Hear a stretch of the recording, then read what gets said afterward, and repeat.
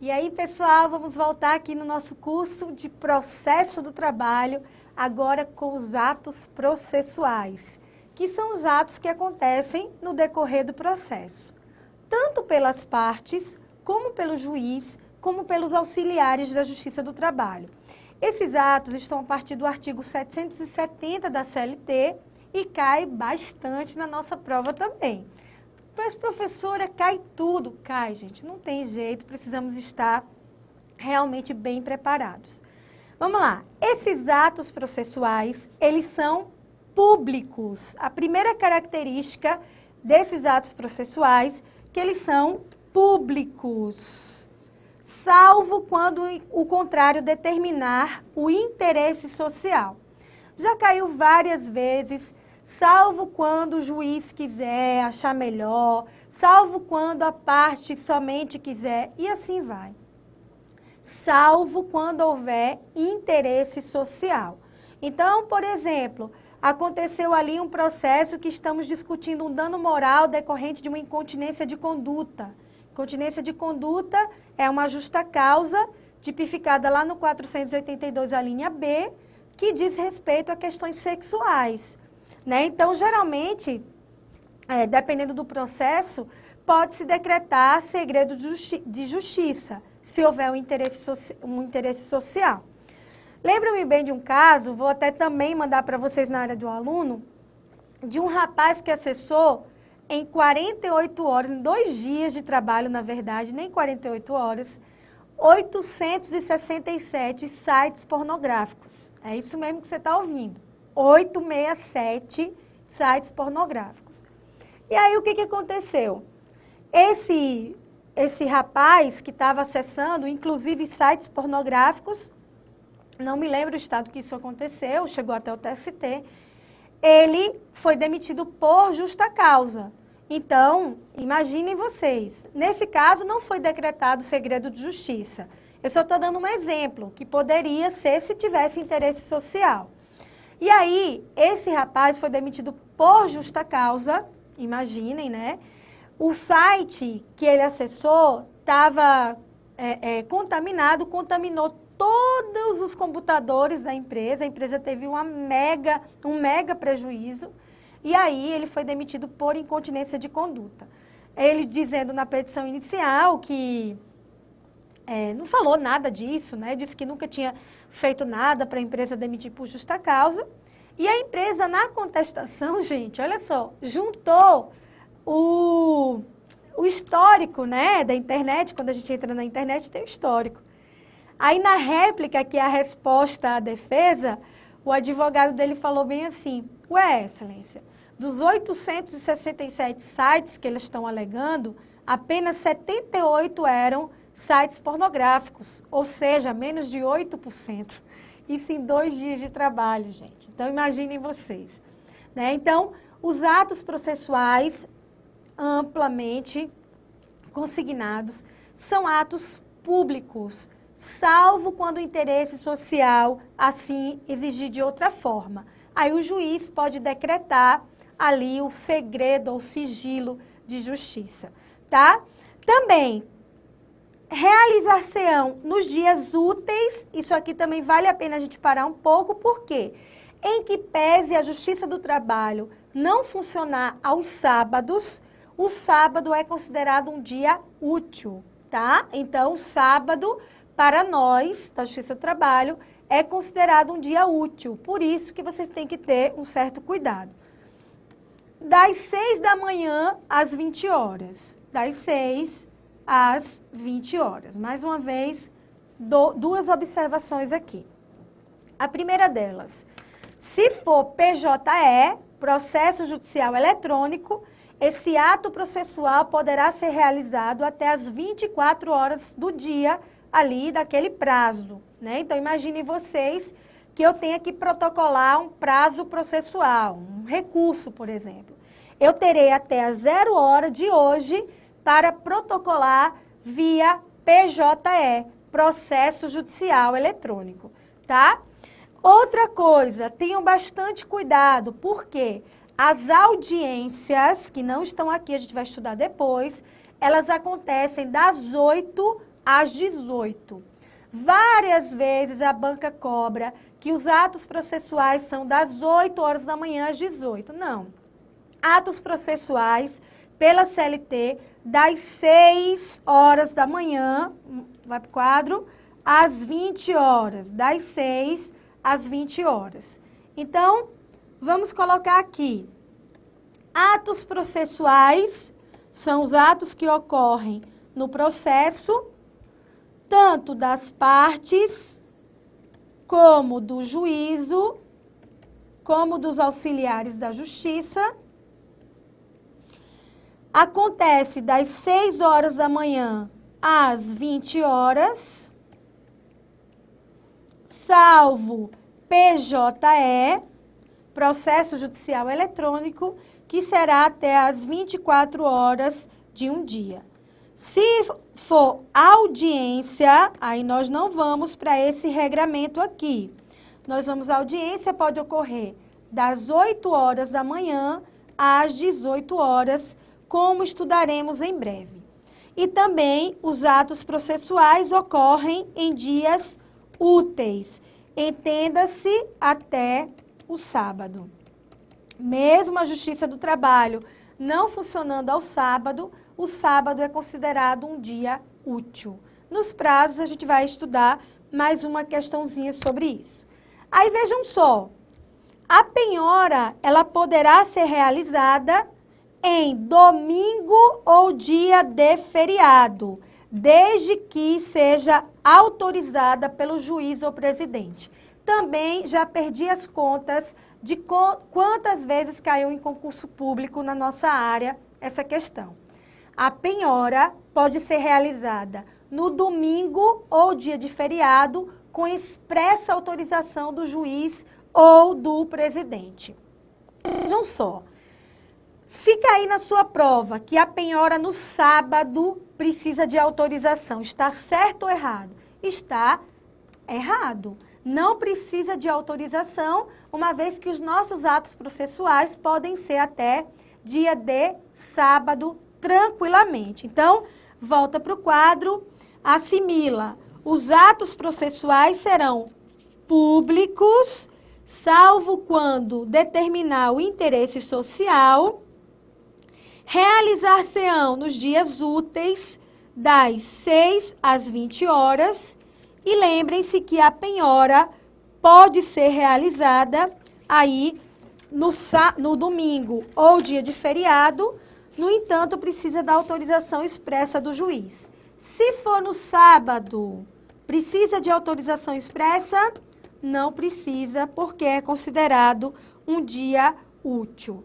Lembrando a vocês que se for no PJE, esse ato pode acontecer até às 24 horas, em decorrência da Lei 11.419 de 2006, ok? Beleza, beleza. Lembrem-se que os atos processuais,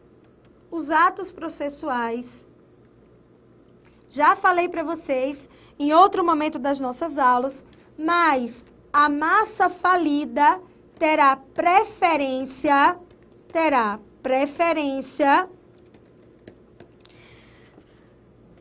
ali em todas as fases do processo, tá? Todas as fases do processo. Beleza. Olha o que diz o artigo 772 da CLT. Os atos e termos processuais, aí eu quero que você entenda isso aqui. O que é termo processual? Termo processual, gente, é colocar de modo escrito algo que é verbal.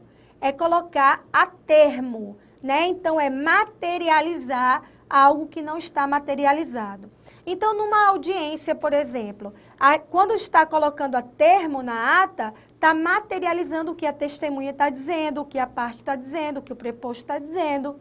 e assim vai. Então, esse termo quer dizer a materialização ali de algo verbal. Ou, naquele caso que eu já expliquei para vocês, né?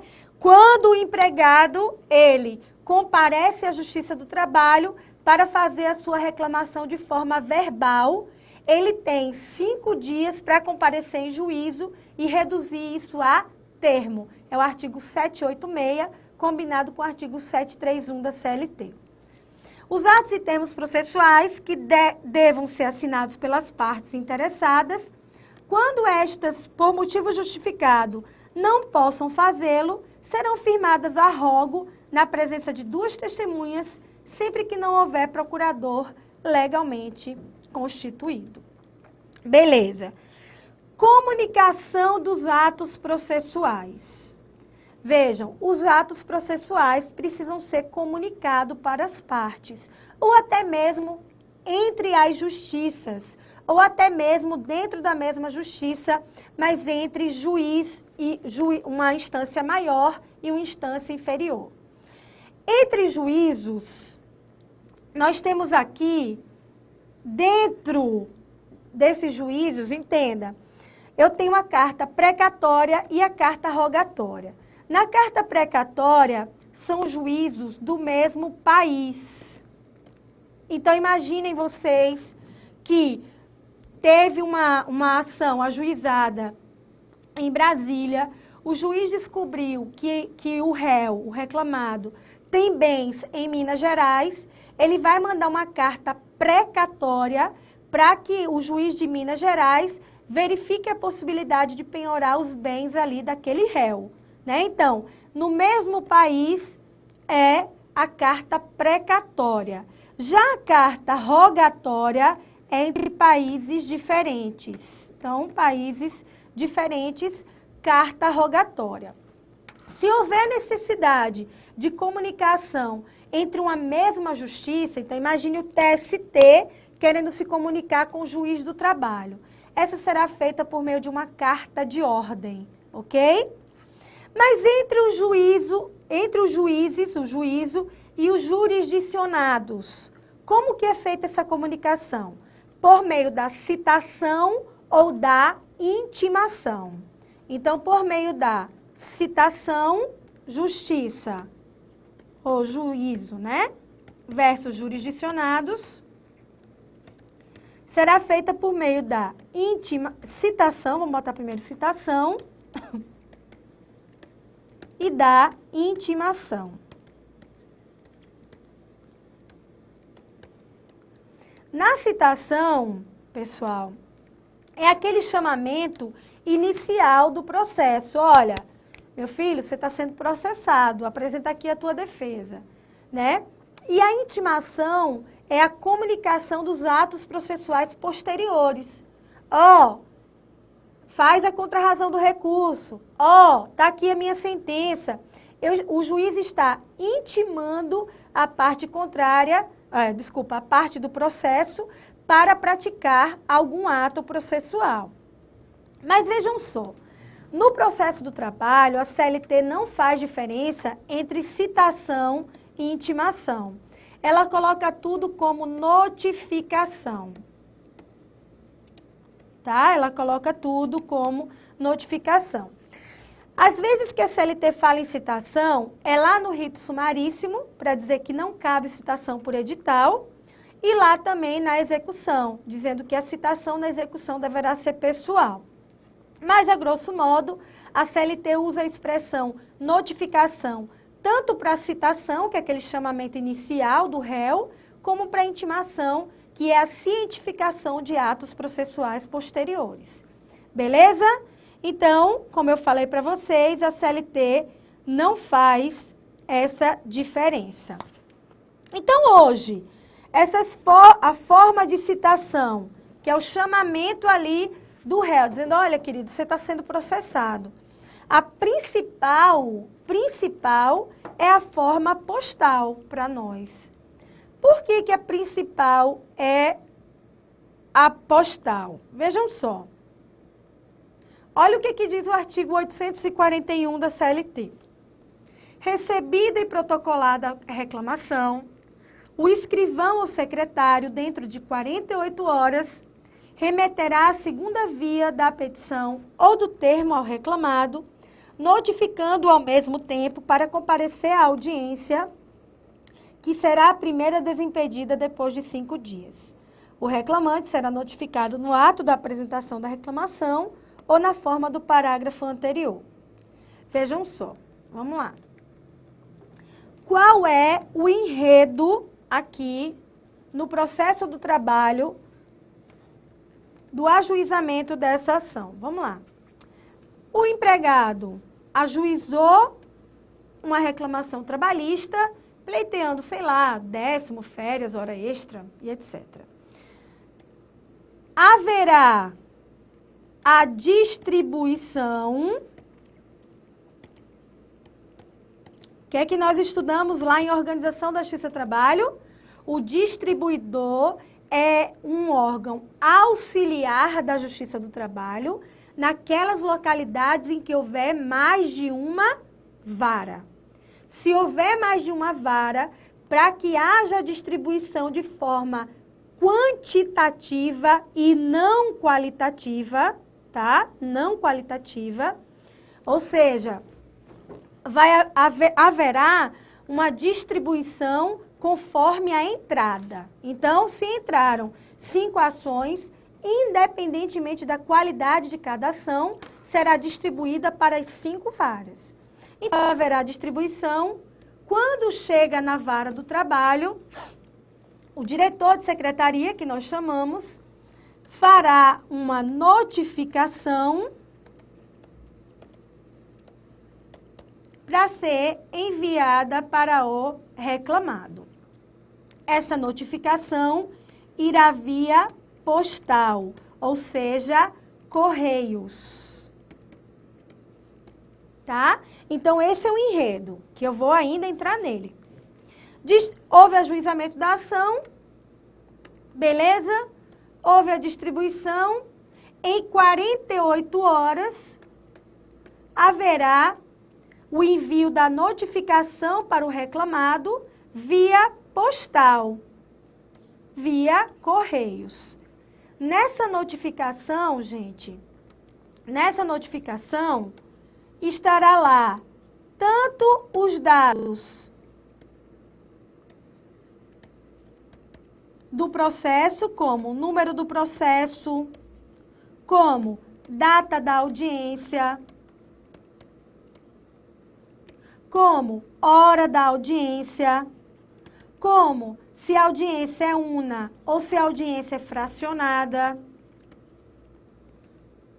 Tudo isso vai estar lá nessa notificação.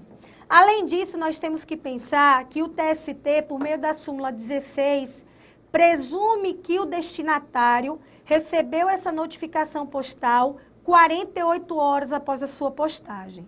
Se ele não recebeu essa notificação postal, quem tem que provar que não recebeu é o destinatário. Súmula 16 do TST. Ok? Então, presume-se recebida 48 horas após a sua postagem. Se ele não recebeu, quem tem que provar que não recebeu é o destinatário. Isso é importantíssimo. Outra coisa, gente, essa notificação, ela não precisa ser na pessoa do réu. Qualquer pessoa pode receber, desde que seja naquele endereço correto. Então, se você tem aí uma empresa e a outra empregada sua assinou a notificação, porque ela vai com carta de franquia, ou o que a gente conhece, carta com aviso de recebimento. Se outra pessoa recebeu e não te repassou, o problema é seu. A Justiça do Trabalho realmente vai aceitar sim. Então, é possível que outra pessoa, que não seja a pessoa do réu, receba essa notificação e tenha validade tranquilamente, normalmente, aí no recebimento dessa notificação, ok? Não precisa ser na pessoa do réu. Então, beleza. E olha só, nessa notificação, gente, essa notificação, ela precisa chegar no mínimo 5 dias antes da realização da audiência. É o que nós chamamos de quinquídio legal. Quinquídio legal. Então, a notificação postal deve chegar no mínimo 5 dias antes da realização da audiência. Por que 5 dias antes, professora? Gente, o réu precisa ter tempo de fazer a defesa, a contestação. Como é que ele vai fazer a contestação? Né? Então, 5 dias. Aí você pode pensar assim, lá em prazo a gente vai estudar também. Mas as pessoas de direito público que não exerçam atividade econômica, elas têm prerrogativa de prazo. Dobro para recorrer, quádruplo para contestar. No processo do trabalho, nós não temos prazo para contestar. Por quê? Porque a contestação é feita em audiência. Então, esses 5 dias é para que você prepare a contestação e apresente isso em audiência, tá? Não temos prazo para contestar no processo do trabalho.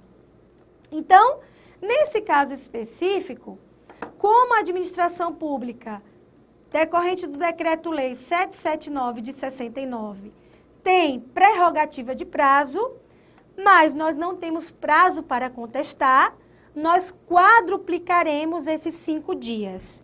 Então, se tiver no polo administração pública direta, fundacional, autárquica, que não tenha cunho de lucro, cunho econômico, ao invés de receber faltando 5 dias para a realização da audiência, ela tem que receber faltando 20 dias para a realização da audiência, ok? Então, eu coloquei aqui para vocês essas questões sobre a notificação postal, beleza? Então, simbora, notificação postal.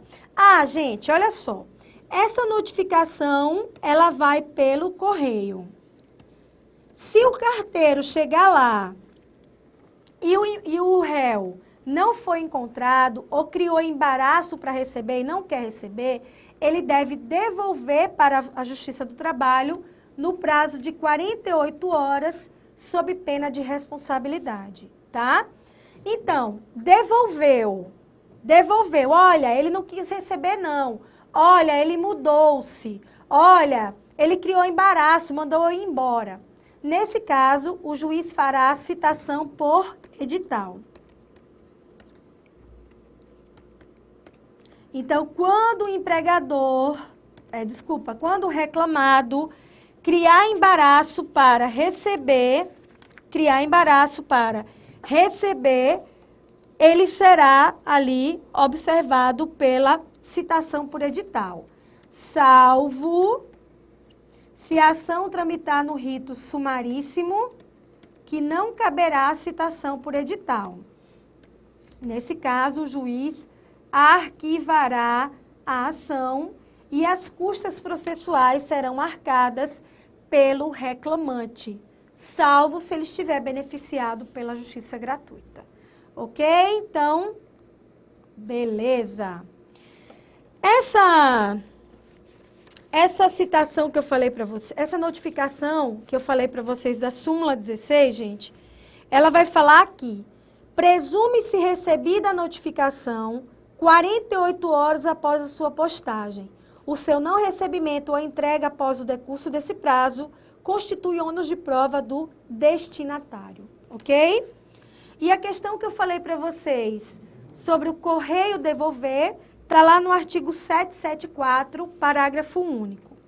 No caso de não ser encontrado o destinatário ou no de recusa de recebimento, o correio ficará obrigado, sob pena de responsabilidade do servidor, a devolvê-la no prazo de 48 horas ao tribunal de origem, ok? Então, beleza. Simbora. Outra possibilidade de citação, que seria esse chamamento inicial ao processo, que nós não fazemos diferença, que é tudo notificação, seria a notificação por edital, tá? Que é aquilo que eu já falei para vocês. Na fase de conhecimento, a notificação será feita por registro postal. Vejam o que diz o parágrafo 1º do 841. A notificação será feita em registro postal com franquia. Se o reclamado criar embaraços ao seu recebimento ou não for encontrado, far-se-á a notificação por edital, incerto no jornal oficial ou no que publicar o expediente forense, ou, na falta desse, afixado na sede da junta ou do juízo. Lembrem-se que, se for rito sumaríssimo, não caberá citação por edital. Falei isso para vocês. Porque a lei veda, gente, não tem citação por edital aí no rito sumaríssimo. O juiz vai, verificada que não foi encontrado o reclamado no rito sumaríssimo, que é um rito de até 40 salários mínimos, ele vai arquivar, extinguir o processo sem resolução do mérito. Fechado? Na fase de execução, também é possível a citação por edital se, quando o executado...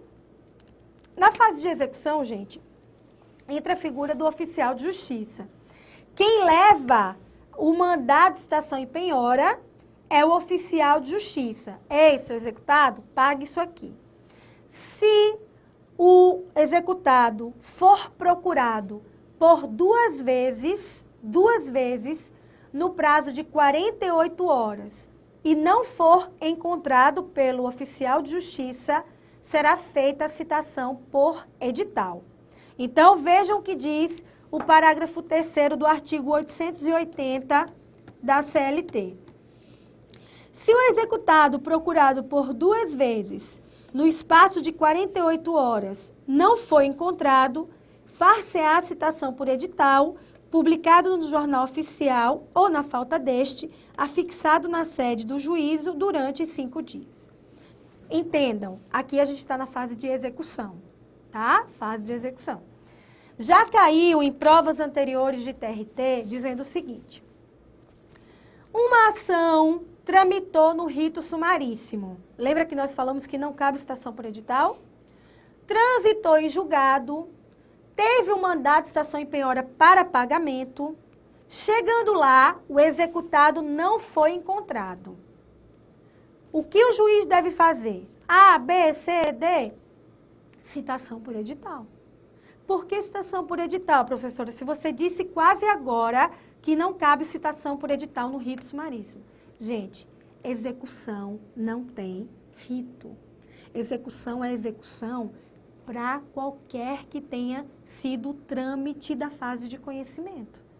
Execução não tem rito. Execução é execução para qualquer rito, para procedimento especial, para tudo.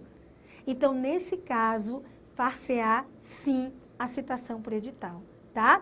Mesmo que a ação tenha tramitado no rito sumaríssimo, porque execução não tem rito. Agora, se é na fase de conhecimento, realmente não tem citação por edital no rito sumaríssimo. Fechado? Então, beleza. Por oficial de justiça, será que há citação por oficial de justiça?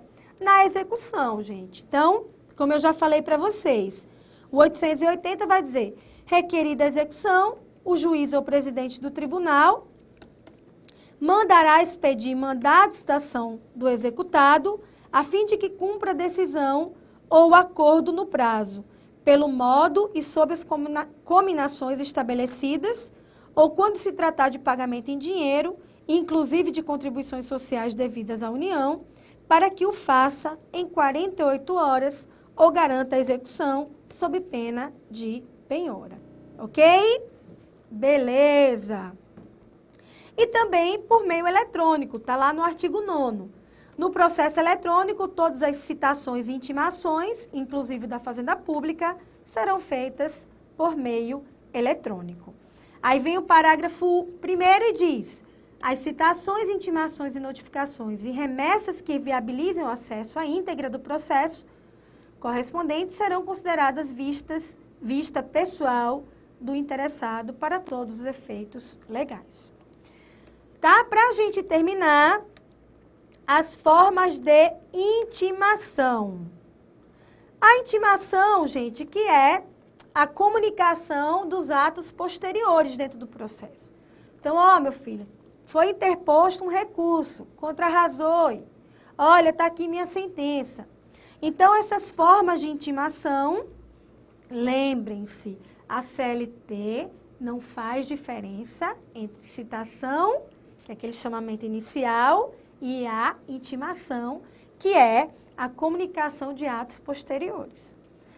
Eletrônica, né, o PJE, famoso PJE, da Lei 11.419 de 2006. Essas intimações serão feitas por meio eletrônico em portal próprio aos que se cadastrarem na forma do artigo 2º.